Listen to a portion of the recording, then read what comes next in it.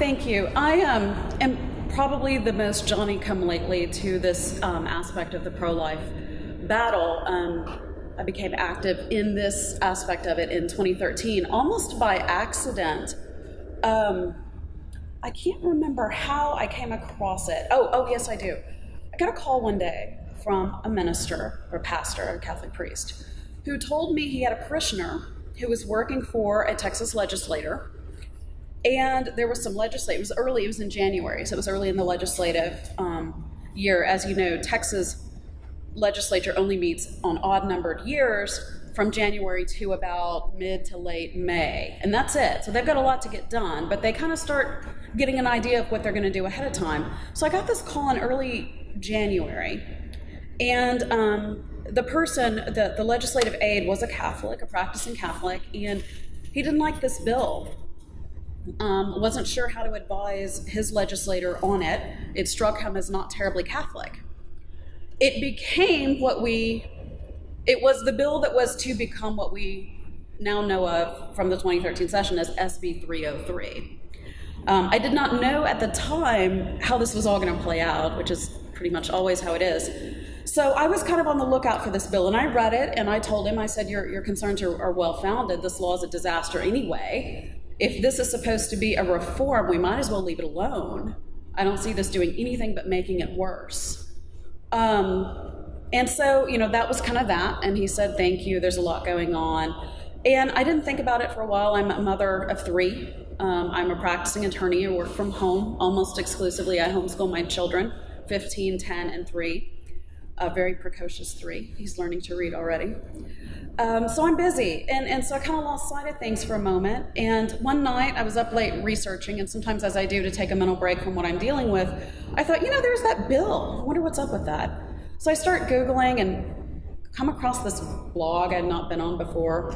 Actually, I came across Texas Right to Life that had a post of this blog I'd not heard about before that was talking about this bill.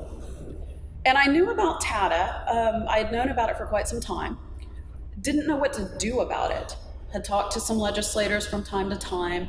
I was the parish pro-life coordinator at a couple of parishes where I was a member throughout the years. Never quite knew how to engage on this end of the pro-life spectrum. Everybody's very focused on abortion, as they should be. It's important. But as I tell people who say, don't get into that, it's too divisive. People argue about it. Reasonable minds can disagree. I hear this from Catholics. Reasonable minds can disagree. And I said, here's the truth. There are a lot of abortions committed every year. There's no question about that. But the fact of the matter is, not everybody is going to be personally affected by an abortion. Everybody is going to either be in a hospital or know somebody who's going to be in a hospital throughout the course of their life. If you manage to not ever be in a hospital or have a loved one in the hospital, I'd like to meet you, figure out your spiritual life. Because I don't know of anybody who has that particular level of grace, shall we say. So this is relevant. This is really important. And so I happened upon Texas Right to Life's website. I knew about Texas Right to Life. And I also knew about TATA. And I knew about another pro-life group in the state, Texas Alliance for Life. And I knew their position on TATA. And they have opposed meaningful reform on TATA for years. Baffling to me. And at the time this was going on, I was working alongside Texas Alliance for Life on some of their efforts because I was part of the Catholic Pro-Life Committee of North Texas. And I was in a meeting that December before this legislative year. And the executive director of Texas Alliance for Life was in the meeting. And we were very friendly. I had a great deal of respect for him. And I said, anything going to go on with TATA this session? And he said, yeah, we're gonna try to do some stuff on that. And I said, I read the testimony from last session. And I said, if you come down on the side of the doctors with this against the patients, I'm gonna have to oppose you as much as I like you. And I said, you're wrong. You're on the wrong side of this. As a Catholic, you know the principle of subsidiarity. The person closest to the situation should be calling the shots. I said, there's nothing in Catholic teaching that supports a doctor and a hospital withdrawing life-sustaining care from a patient against his or her will. There's no support for that in the Catholic Church, none whatsoever. You might be able to point to a footnote in an obscure USCCB document discussing hospitals and hospice.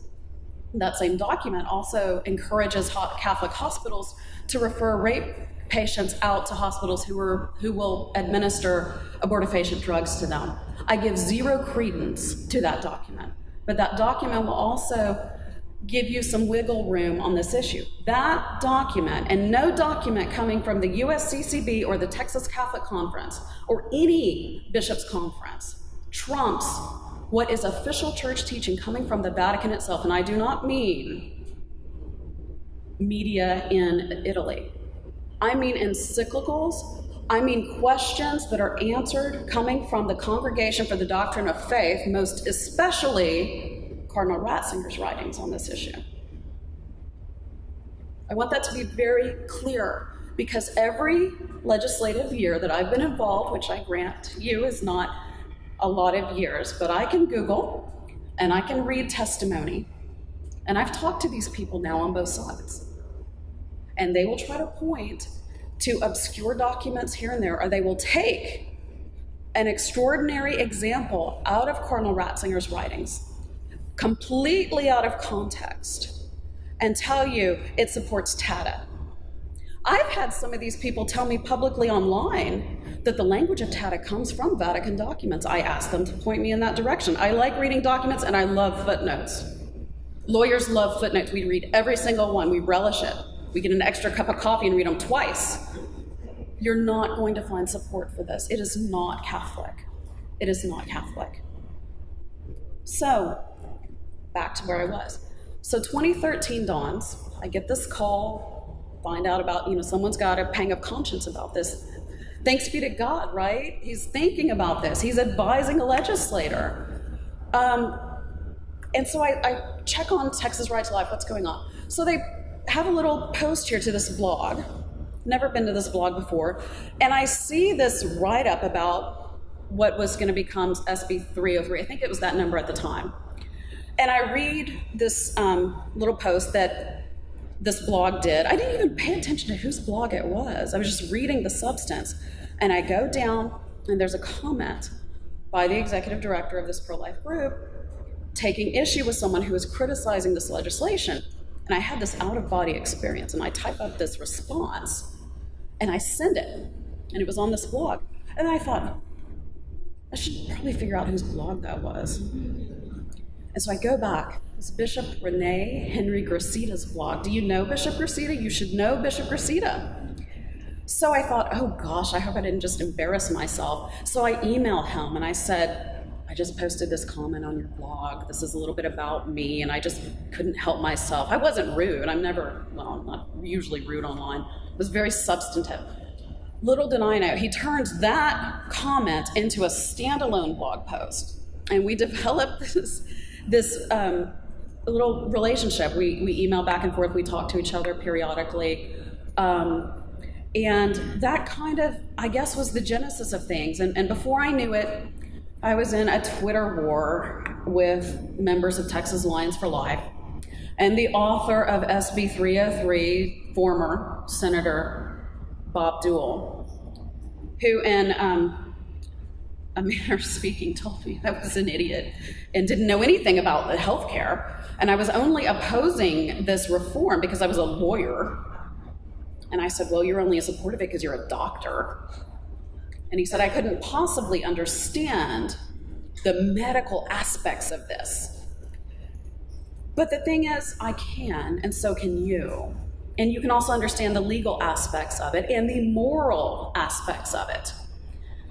So then it was guns a-blazing. And the next thing I know, I got a call from Texas Right to Life, who I had not really, I knew about, I had not worked with them before. And I get this call, and I'm getting some emails, and I've become persona non grata with the local Catholic pro-life scene, who were all in favor of SB 303, which was not a pro-life reform. And my efforts, private and public, to make them understand how this was not a reform and not pro-life, and how the existing law is also not pro-life, were unsuccessful. And understand I used to advise them on legislation. And it's complicated, but suffice it to say, the Bishops' Conference, with the lone exception of Bishop Gracida, my understanding is in the late 90s, fell into a belief that withdrawing care like this was okay and moral. And they've adhered to that, even though we've had bishops come and go. We've had a lot of different bishops in Texas since then. And Bishop Gracida talks about this a lot on his blog in the first person, so I don't want to go too much into that, but you can look into that and read more about it. But the Texas Catholic Conference, for reasons I do not fully understand, is opposed to treatmental transfer. They are opposed to this being patient-centered. They want to protect what they call the doctor's conscience rights, like we fight for in abortion situations. And we fight for this in pharmacy situations and all of that. What I believe they fail to understand, probably because a lot of the thinking on this, a lot of the analysis on this is delegated to people who are not bishops, is that there aren't many hospitals where there's just one doctor, is there? So if a doctor truly had a situation where they could not in good conscience continue to treat this person, couldn't he just transfer care to another doctor? Don't doctors sometimes have different consciences? Are all doctors abortionists? No, they're very few, right? So maybe they have a different conscience about abortion. Doesn't it stand to reason they could have a different conscience when it comes to continuing care for someone determined to be futile? It seems to me it would be.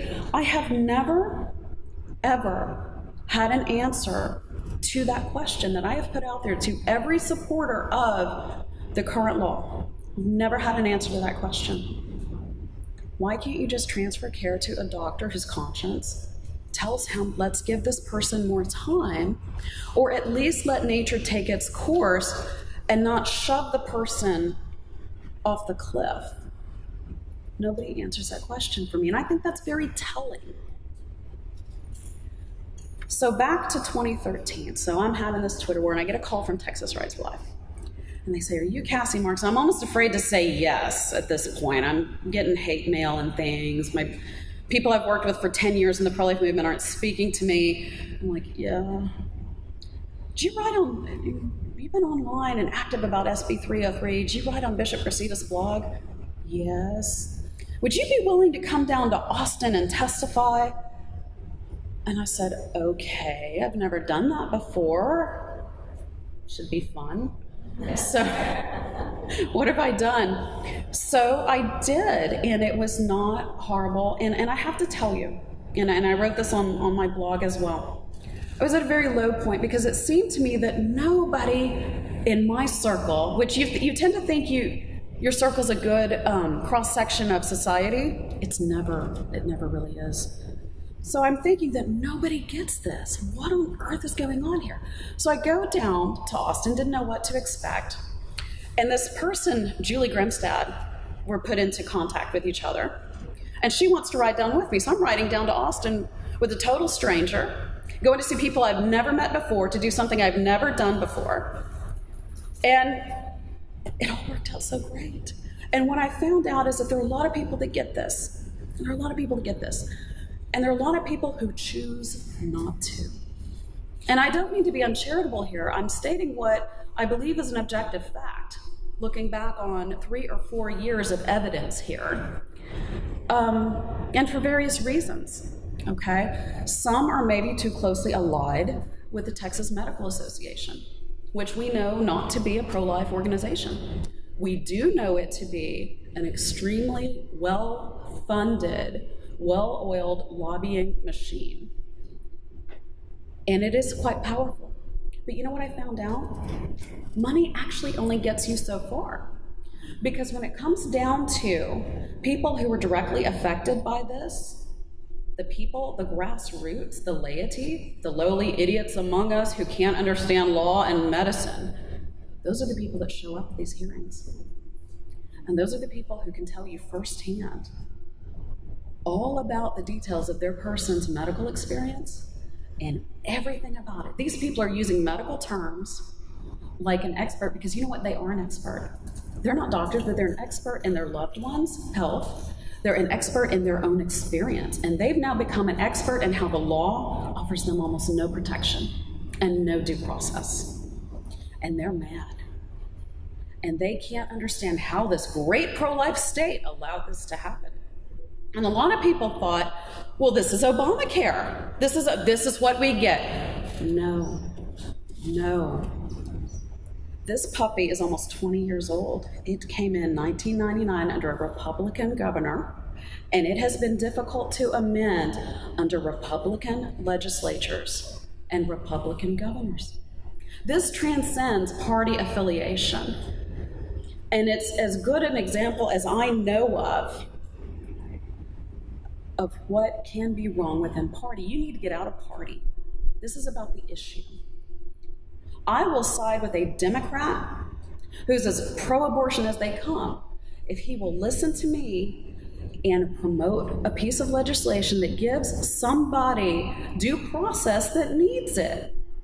How is a convicted murderer entitled to more due process than an ill person in a hospital? How is that even allowed? How is no one else troubled by this?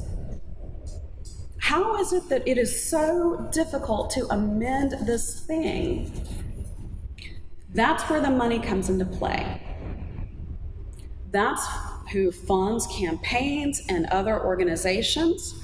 And that's why the grassroots need to be aware, because they can fund a campaign, they can't vote, okay? And they can't really get the people up there in numbers. Numbers matter so much. And I've been so heartened to see how many people travel from across the country to oppose a faux reform to this bill, to this law, or to support something that might truly make a difference. Unfortunately, we've been more on the defense because it seems to be that especially your doctor senators get in there and the momentum gets behind what they'll call a pro-life reform bill. And for this. And then certain other organizations that follow the lead of this other one will just fall into that. And then it's like, I don't want to be bothered with the text. I trust this person, I'm going to go with this. But when I'm able to penetrate that barrier and talk to people about details, everybody's appalled. And it becomes actually quite clear when you get beyond the talking points. And so I went down to Austin, and I'm so happy to say I met some of the most wonderful people that I still keep in touch with, and we show up in Austin periodically when we're needed, and they are an online presence. You cannot state enough how much the online presence is to getting information out there. They monitor things, and they try really hard to live an ethic consistent with not just Catholic teaching, but my Protestant friends look to the Catholic Church on things like this because sometimes their Protestant doctrines don't address it. And I've been heartened by that. But then they tell me, what's up with your bishops? And I'll say, I don't know. We need a lot of prayers. I understand doctors need conscience protection. Of course they do.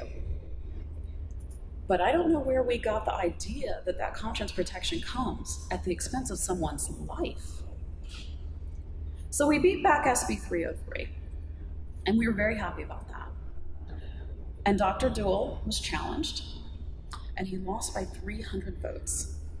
And I have to tell you, I was sitting there at my computer refreshing the Secretary of State's website, looking for 3 more votes, because I so wanted him to lose by 303 votes. And we had a good State Senator, Bob Hall, who understands this issue. I've had several conversations with him now there. And the Senate's in good shape on this. The House needs some help, but you know, we're hopeful about that. And in 2015, we were able to actually get a little bit of a reform in. That was House Bill 3074, and it narrowed the circumstances under which artificial nutrition and hydration could be withdrawn. It's not perfect. It was, I thought, a significant incremental improvement. There is some wiggle room and that I'm not thrilled with. There's still no due process in the law, though. In fact, this morning, I was, refreshing myself and just read the language of the law again. And as I was doing that, I looked to see how many cases have been decided at the appellate level concerning 166.046. Do you want to know how many cases there are that have cited that statute? 3. All from 2005. I want to talk to you about that. You know what 2 of them said? Because remember, this was the Court of Appeals. Your only right, really, to recourse before a court is to beg for more time for your loved one to try to get that 10 days extended out. That's still the case, okay? If the court says no, and the standard you have to meet to show that, to justify the extra 10 days is that there is a facility, you have, what is the language? A reasonable chance, exactly.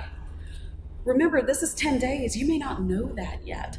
This burden is absurd. The evidentiary burden you have to show to try to get more time is that you've already accomplished what you needed to accomplish under the statute. It's ridiculous.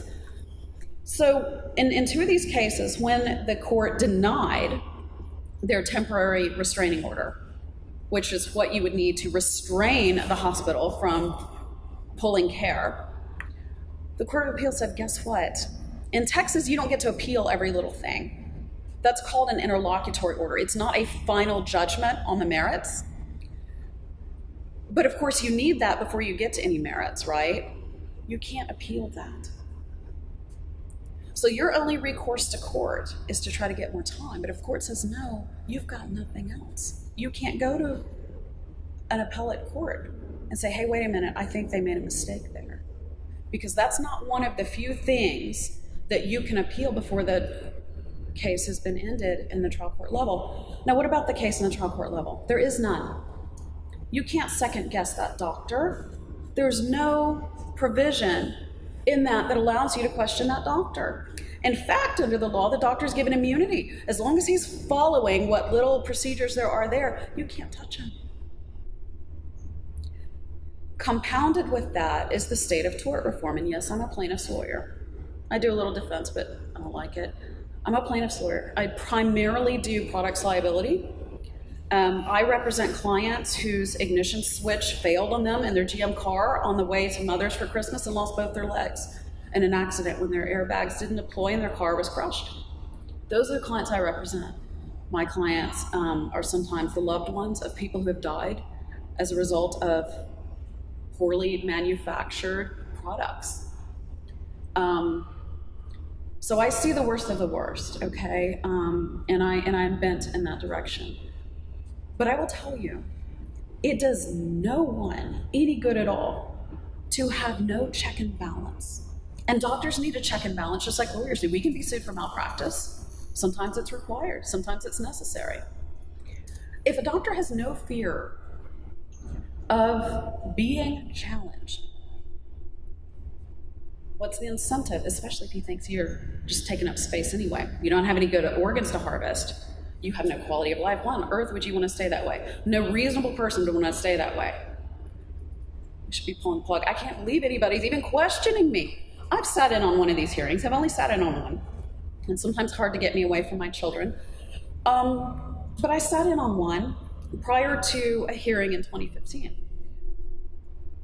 The material that those doctors gave me, stunning. I sat in there with this family. And you want to talk about another aspect of the futility of this law? The futility of a lawyer in this situation. I'm used to trying to help people. I'm used to trying to read a code and saying, all right, here's an option for us. Maybe we can try this. I like novel arguments. I'll make a novel argument that's reasonable. Did that a few weeks ago. I won the case. Made new law in Texas. Not on this, but on another different thing. I'll do that. There is nothing here. So there's also the futility of being called up as a lawyer and the family thinking, oh, thank God there's a lawyer here. But you know what I get to do? I get to sit in there and listen to these doctors who want to off this person, talk about him like he's a piece of meat, and insult this poor family who's just asking for more time. In some of these cases, they know the patient is terminal or likely to be terminal. I mean, only God knows. What they want is not to have his death hastened artificially. That is the issue here in a lot of cases. We get accused by the TATA supporters, including other pro-life organizations, of wanting to just keep these vegetables going, just keep them plugged in and going. No. But we don't believe in starving people to death, depriving them of oxygen to death. We don't do that. There's an ethic of life here, and we don't do that. And all life has value, including life that is nearing its end stages or that is critically injured.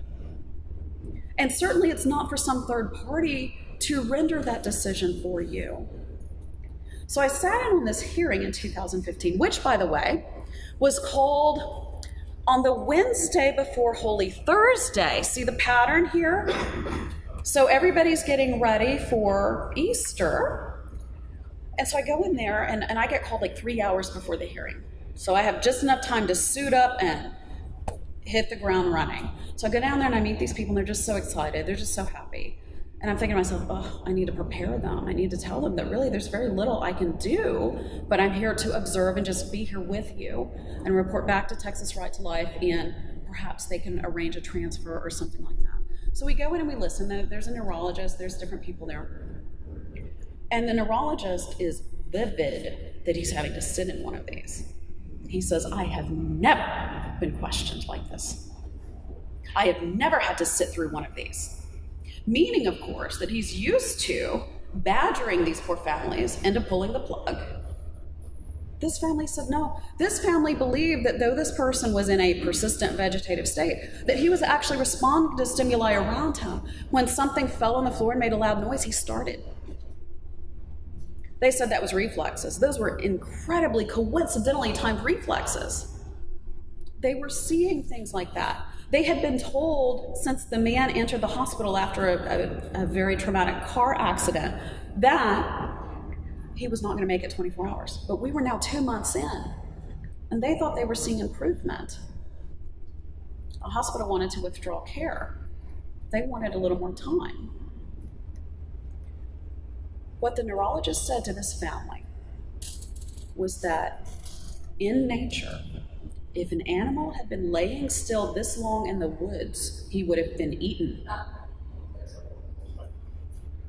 They said this to this man's mother and family sitting there, and he didn't even bat an eye. Ironically, one of the members of the panel was a psychologist, and I looked up at her and I thought, there was no, it didn't register. I thought, how psychologically damaging to a person. Who does that? Who says that? This guy says that.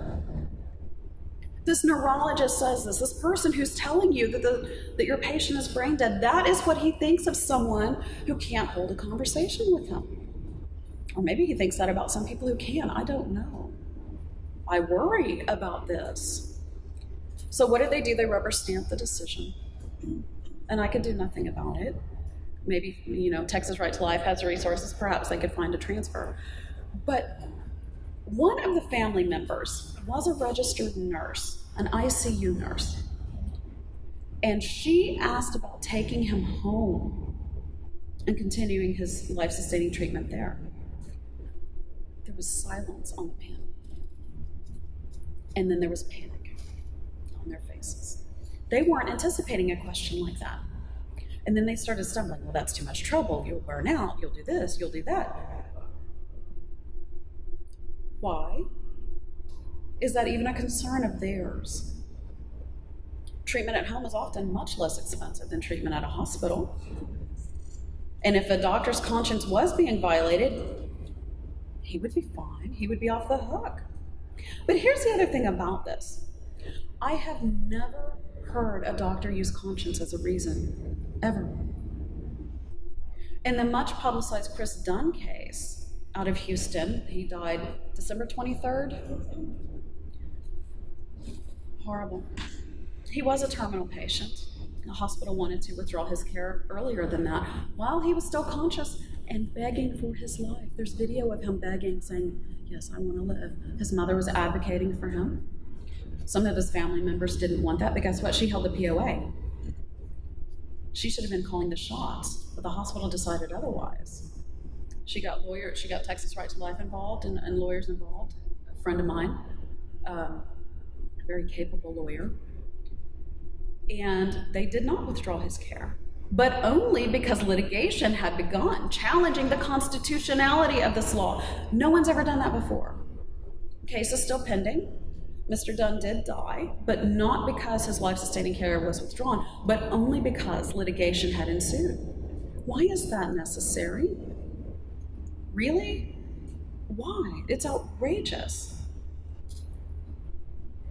Other pro-life groups, including Texas Alliance for Life, defended Methodist Hospital in this and wrote publicly, one of their board members did, that perhaps what the hospital wanted to do was not immoral, because perhaps all they wanted to do was alleviate his suffering. My friends, that is the definition of euthanasia. Look it up in Webster's. So when it comes to legislature time,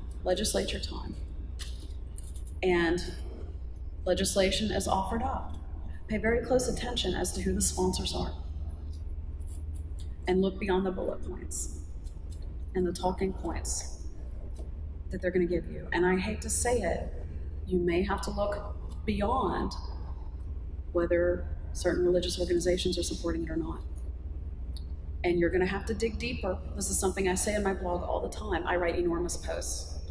People say, why don't you just distill it down to a bullet point? Because you need more than that.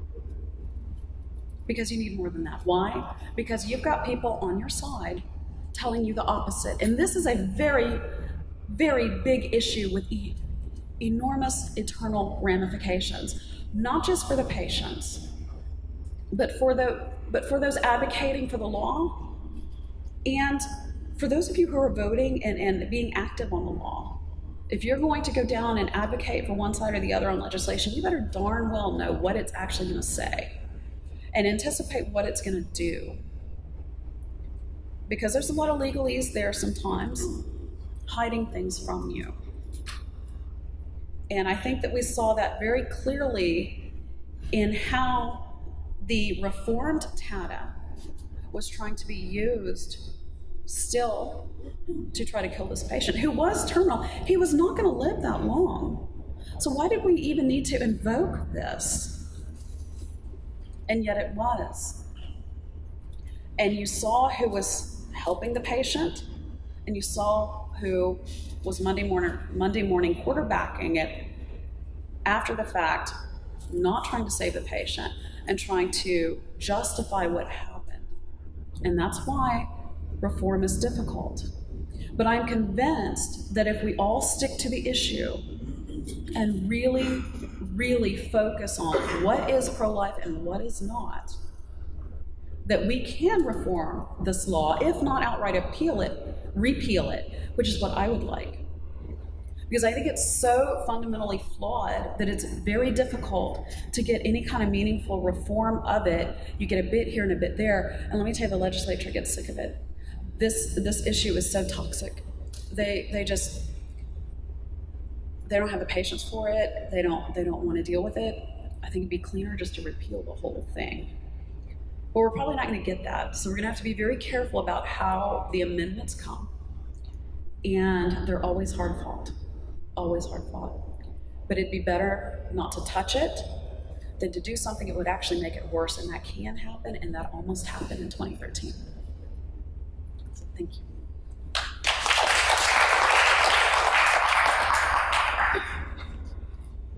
The meeting to which Kassy accompanied our general counsel, she went with you, right, Emily? No. She wasn't able to go because y'all got the call 3 hours before the hearing. So Kassy went to one of these meetings, and then at another one, she had this tablet, a legal tablet. Oh, yeah.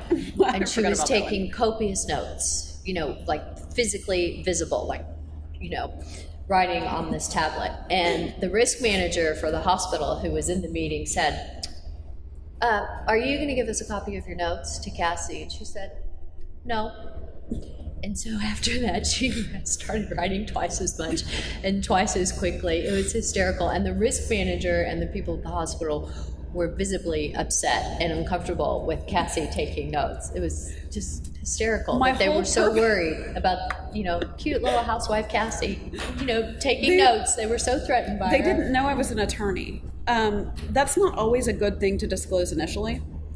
And sometimes they're freer if they don't know you're an attorney. And there was no reason for me. I said I was an advocate, which I am as an attorney. And so we didn't tell them that. And they did speak more freely, and I took lots of notes. And she wanted my notes, and I said no. And she said, well, I just like to make sure we're on the same page. I said, no, I take good notes. But I said nothing else but that. And it made them very nervous, but then they got very helpful for the moment. So my whole job was to be there and take notes. It's amazing, but, Right. Any questions? Yes, please. Yeah. Okay. Yeah, I've been in several of these committee meetings, and the last one we had 16 hospital people there on this ethics committee against one mother. If we hadn't been there. It's not unusual. Okay. I don't know if this is your usual experience, but we took a video of the patient, 26-year-old woman. We took a video of this patient that the neurologist said was unresponsive, and she was definitely responding. I mean, she was blinking her eyes yes and no when we tell her, She was following us with her eyes. She even had a little smile on her face. And we took a video of this, and we went to the ethics committee meeting, and they wouldn't let us show the video because you can't take pictures in the hospital without the administrator's permission. Have you ever had that experience? Well, not word for word, but the hospital, our experiences at the hospital will play games and tell you what you can and can't do. For example, they've told us, and they've also told families, well, you can just come by yourself to the meeting. You have to tell us ahead of time who you're bringing to the meeting. And our response is, no, you don't, and you should bring 30 people. And you should tell them you're bringing 30 people. Because the hospitals will say, well, if you're bringing so-and-so, then we have to bring so-and-so. Or we want to make sure we have a room big enough. And so we always tell the families, just tell them to get a really big room, like the biggest auditorium, that should do. And because the hospitals, our experience is they will try to intimidate. And I was in a meeting once, and they said, who are you? And I said, well, the family's invited me to come. I'm a patient advocate. And they said, well, what is your name? And I said, and someone was like, and they said, oh, you're not allowed to come in. And I said, actually, I am allowed to come in. And the family member said, and we're not having this meeting unless all of our advocates are allowed into the meeting. And so because we told the family, we said, they're going to tell you can't bring anyone into the meeting, and we're going to be here with you. And so there are games like that played. We were told when the lawyer for Chris Dunn took the video of Chris Dunn, the lawyer said, Chris, I'm asking you on video, do you want to live? I'm here to try and help you protect your life, and I want you to say on camera, do you want to live? There's no trick question. And this is a guy who they were trying to kill, said was unconscious, non-responsive. Now, he was quite ill, but he was not unconscious, and he was not non-responsive. He was very, very sick. So the lawyer said, Chris, I'm recording, do you want to live? And Chris put his hands in prayer and nodded. And we had that on video, and the hospital tried to silence the video, saying you did that without authorization. And the lawyer was like, yeah, because you're going to kill the guy. And so they will try to play games, many facilities, but there's nothing stopping you. What happened is that the girl in our office who was the contact for the family, she was the main contact while we were helping try to find a transfer. They did not let her back in the hospital. So they were punishing her for a video that the lawyers made, and they would not let her in the hospital. And so she went in to see Chris, and security came in and said, oh, you're not allowed to be in here. And she said, I've been coming here every day for 2 weeks, like to sit with the mother, and they banned her. So they're just games like that, but none of those are legal. Technically, they're not allowed. Now, hospitals can make their own policies as to who has access to patients, and of course, if you're disrupting the ICU, they can ask you not to come in, and they tried to do that to Katerina, the mother of Emilio. They told Katerina that she was disrupting the ICU and freaking out the other family members, and I said, yeah, she should tell them, y'all are trying to kill her son. That should freak out the other people who have children in this ICU. I'm glad she's disrupting. But we did actually ask Katerina to dial it down a notch so that they would continue caring for the baby. So hospitals will play those games, even though, they're internal policies. They can decide when to enforce internal policies, when to not enforce them. But usually those type of games are made on the fly. Decisions are made on the fly, is our experience. Yeah. Other questions? Yes? So many people go to a hospital for just a simple operation, let's say appendicitis, right? And they give you all these papers to sign and pretend you want to risk symptoms and so forth. And you ask the questions, are you at that time allowed to record what they tell you? Absolutely. Yes. So Yes. you don't have to ask They won't like it. They won't like it, and they'll give you. ask permission before you do it, or you can just do it. In Texas, you do not have to ask permission. You can record a conversation. They won't like. I mean, if they know, they won't like it, and they'll ask you not to. But you are fully within your legal right to record a conversation. They don't like it. I asked a friend was having an outpatient hospital procedure, and she was completing documents, and I was with her, completely unrelated to advance directives. And I said, as if it was my business, can we have a blank copy of these documents? And the person who was the administrator in outpatient surgery said, well, why would you want those? And I was like, I'm just curious, is there anything harmful? Well, this was a Catholic affiliated hospital that had information about abortion on the back. So I wanted a copy of the documents because it said if you're here for an abortion, and I'm thinking, nobody should be here for an abortion. And that's why I asked for the forms, completely unrelated. So even on something as innocuous as a blank form that they ask patients to complete at the time of an outpatient surgery is a threat to hospitals. Yes? Another thing is pick up any document you see in the pamphlet books, advance directives or whatever, and look at what they say. They say that this protects your right to make your own medical decisions. And so I used that in an ethics committee meeting. I said, I just picked this up in your pamphlet book. And it assures patients that they have a right to make their own medical decisions, and that's why they fill out this form. And they're assured, even in the law, that this law protects your rights. So take those into the ethics committee and say, this is the law that you're, this law is contradictory for one thing, but this is what the law says. When families call us for help and ask what they can do, our response is usually somebody needs to be in the hospital 24/7 with your loved one. Ask every single person's name who comes in, ask what medicines they're giving, what procedure they're doing, what tests they're running. But somebody needs to be actively engaged in the care of a loved one, particularly, as Jenny will tell you later, if the loved one is unconscious or in and out of consciousness, because the hospital staff will respond to someone who is engaged in patient care. And I cannot stress the importance of that enough, because if the person has a futility diagnosis issued on them and in the chart, the care is going to decline considerably. And so that's even more important. In that case, it's even more important that someone monitor the care. And anytime we tell people, if you're going to a Texas hospital, regardless of the reason, ask up front what the fetal care policy is.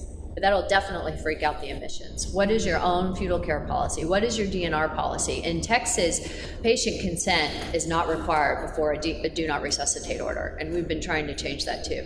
So as you sit here right now, your doctor could be writing a DNR order in your medical chart for no reason other than he thinks it's a good idea.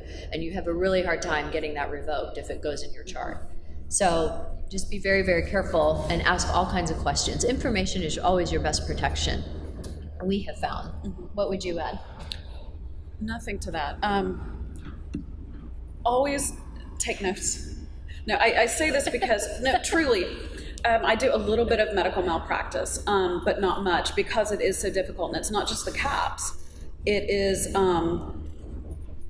you know, if the person was gonna die anyway, it's very hard to get an expert to really talk about what was done beyond the standard of care. And part of tort reform is that you have to have expert reports identifying every standard of care that was not met by the doctor that caused the harm. So if you've got an already really ill person, okay, and then maybe the oxygen got turned off or whatever, and they died, you know, there's not a lot of distance between where they started and where they ended up. They were pushed there a little faster, but it becomes a really difficult case to make stick as a medical malpractice case. And those expert reports have to be done very early on, and there's a special early motion to dismiss practice in medical malpractice lawsuits as well, and a great majority of them are dismissed. So that's another part of it. But if you can write down, you know, what she's talking about and show that you're really, really involved, they might actually do a little bit better than they would ordinarily be inclined to do if they are an institution that kind of leans toward really triggering the 10-day rule as quickly as possible. Some hospitals are worse about it than others. Methodist and Baylor definitely are. And then those three, Memorial Hermann, and then that St. Luke's. Is that still around? Method. Yeah, okay. Because I think all three of those cases I found this morning were involving them. Statewide. Baylor in Dallas is the worst. Right, and then where's the Methodist we're talking about? Methodist in St. Luke's and Memorial Hermann are all in Houston. Well, the one I went to was a Methodist here in Yes. in Dallas. Yeah. John Peter Smith, Fort Worth. Sorry. Yeah, the list keeps getting longer as we think of more cases. Yes. Is there a way we could have that information since? Sure. The list of hospitals? Yes, absolutely. I can send you a list of hospitals where we've had cases. What you'll find is that it's in the major cities, because if there is a trauma case in Amarillo or Lubbock, they're going to move that patient to a complicated or intensive care unit. But yes, and here in Dallas, we've had cases from Parkland, John Peter Smith, that's Fort Worth, Harris Methodist, and Baylor and Dallas are the ones I can think. Oh, and Cook Children's, of course, and Dallas. Cook Children's and Dallas Children's. I don't know if there are any here I didn't name. In Houston, it's St. Luke's, Methodist, and Memorial Hermann. And Ben Taub. These are not just institute care. These are people No. with Insurance. They have needs to pay for it. Exactly. Yes, exactly.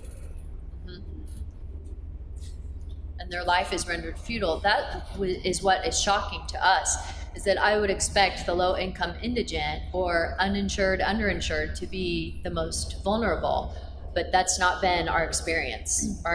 And that's why we realized every single person is at risk, whether you can afford insurance or healthcare or not. I just have a question. Sure. Is there a statute of limitations for bringing a malpractice? Yes, 2 years. 2 years from the date of the injury, and there is no exception to it. So, in some cases, you have an exception to the statute of limitations based on maybe someone fraudulently concealed a fact that made it impossible for you to discover your cause of action. That is pretty much non-existent in medical malpractice cases. The only exception might be involving a minor, but even then, it's very difficult to make it